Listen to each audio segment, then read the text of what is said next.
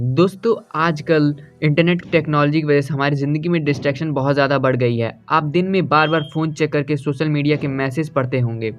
इससे हमारे दिमाग में फालतू जानकारी आती रहती है। ब्रेन को ये सब कचरा जानकारी भी प्रोसेस करनी पड़ती है। इस वजह से ब्रेन ज़रूरी चीज़ों पर फोकस ही नहीं कर पाता। लेकिन आज की बुक समरी पढ़कर आप फोकस ही नहीं हाइपर फोकस भी डेवलप करना सीख जाएंगे। तो इस ऑडियो बुक को आप पूरा ज़रूर सुनिएगा। Chapter 1 switch off auto pilot mode.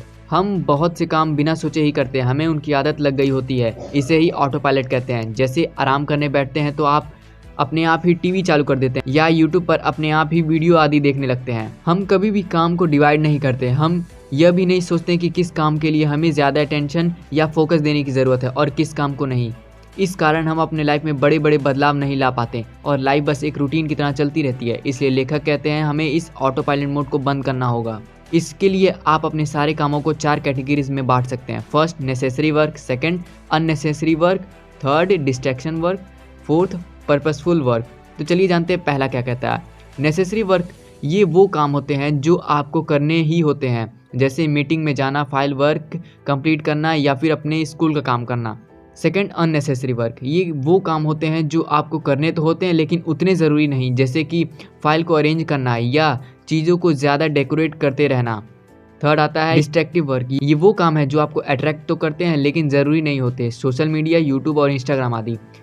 Fourth है हमारा पर्पसफुल वर्क। ये ऐसा काम है जिसको आपको अपनी क्रिएटिविटी दिखाने का मौका मिलता है और जिन्हें करके आपको खुशी मिलती है, जैसे कोई ब्लॉग पोस्ट करना, ग्राफिक डिज़ाइन या डायरी राइटिंग करना। इन सब कामों में आपको सबसे ज़्यादा फोकस पर्पसफुल वर्क में लगाना चाहिए। इसके लिए आपको टाइम के वो घंटे देना चाहिए जब आपकी एनर्जी मैक्सिमम हो। बाकी के काम आप उस समय कर सकते हैं जब आपकी एनर्जी कम होती है।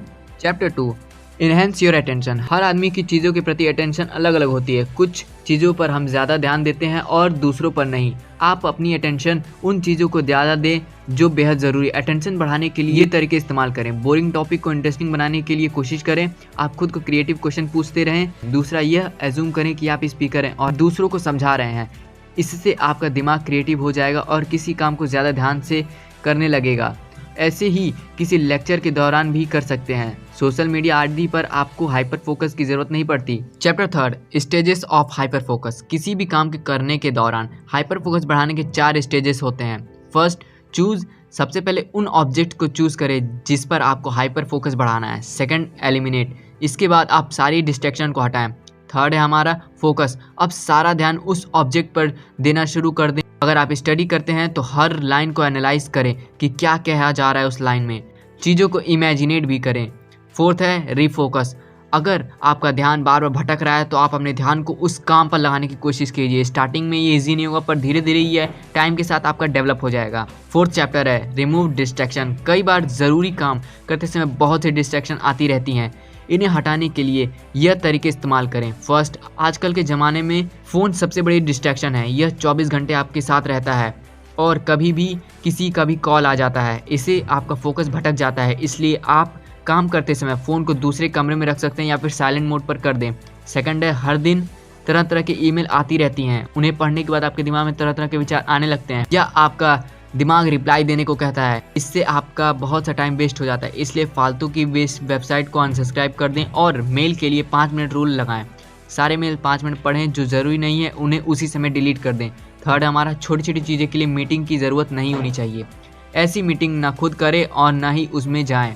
इससे आपका बहुत सा समय और एनर्जी बचेगा जिससे आप ज़रूरी काम में अपना समय लगा सकते हैं। Chapter 5 hyper focus as a habit. आपको अपना फोकस बढ़ाने की आदत बनानी पड़ेगी। हर दिन 3 कामों की लिस्ट बनाएं और उन पर पूरा फोकस देने की कोशिश करें। जैसे 15 मिनट एक्सरसाइज करने का गोल बनाइए। इसके बाद आप हर डिस्ट्रैक्शन को हटा दीजिए और पूरा फोकस उस काम को दीजिए। इस बीच कोई भी कॉल मत लीजिए और काम को बीच में मत छोड़िए।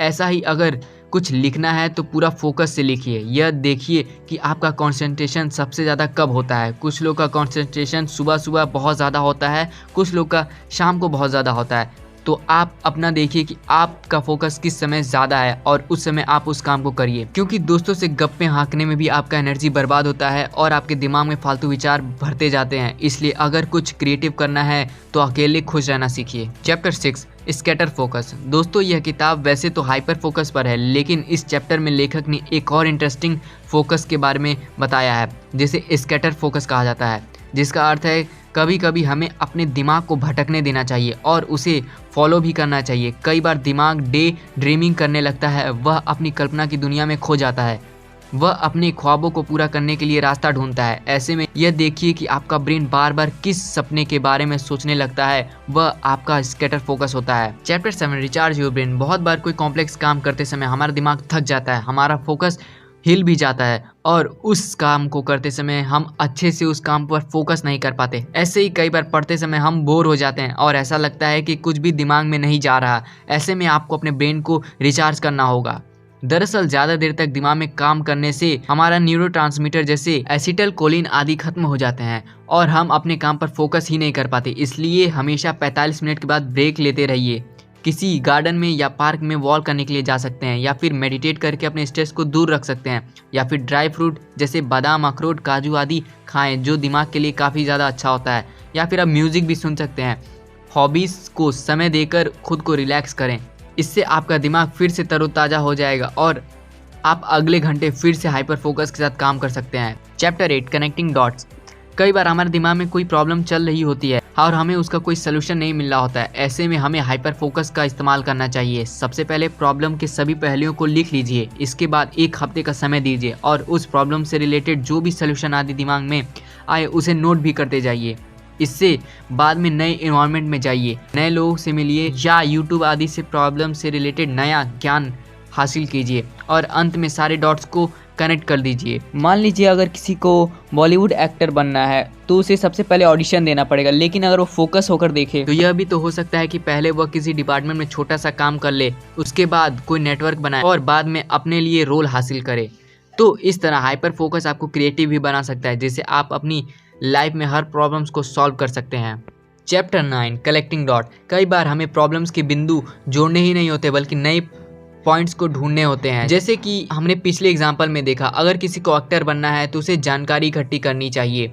जैसे बॉलीवुड में ऑडिशन कहाँ होता है, जैसे फिल्म इंडस्ट्री के लोग किस रेस्टोरेंट में, किस बार में या फिर किस जिम में एक्सरसाइज करते हैं, उनके मेड आदि कहाँ रहते हैं और उनसे दोस्ती कैसे की जा सकती है, किसी एक्टिंग स्कूल के जरिए कैसे कॉन्टैक्ट बढ़ाए जा सकते हैं, ट्रेड मैगजीन या यूट्यूब आदि से कैसे फिल्म इंडस्ट्री की जानकारी मिल सकती है। जब किसी एस्पिरेंट के पास ये सारी जानकारी या डॉट हो जाए तो फिर उन्हें जोड़ना बहुत आसान हो जाएगा और सक्सेस के चांसेस दूसरे लोगों से ज़्यादा हो जाएंगे। इसलिए हर प्रॉब्लम्स के आगे पीछे ऊपर नीचे चारों ओर के पहलुओं को गौर करना चाहिए, इससे सोल्यूशन जल्दी मिलेगा। Chapter 10 distress with gratitude. अपनी खुशी के लिए काम करें, इससे आपका फोकस अपने आप ही अच्छा हो जाएगा। हर दिन सोने से पहले यूनिवर्स का ग्रेटिट्यूड यानी आभार माने, उसे थैंक यू बोलें, इसे कहें कि इतना अच्छा दिन देने के लिए धन्यवाद, सनलाइट के लिए धन्यवाद, ऑक्सीजन के लिए धन्यवाद और फूड के लिए धन्यवाद। हम यूनिवर्स से हर चीज़ लेते ही हैं, बदले में उसे कुछ देते नहीं, इसलिए उसे थैंक यू बोलकर अपना ग्रेटिट्यूड जाहिर करें।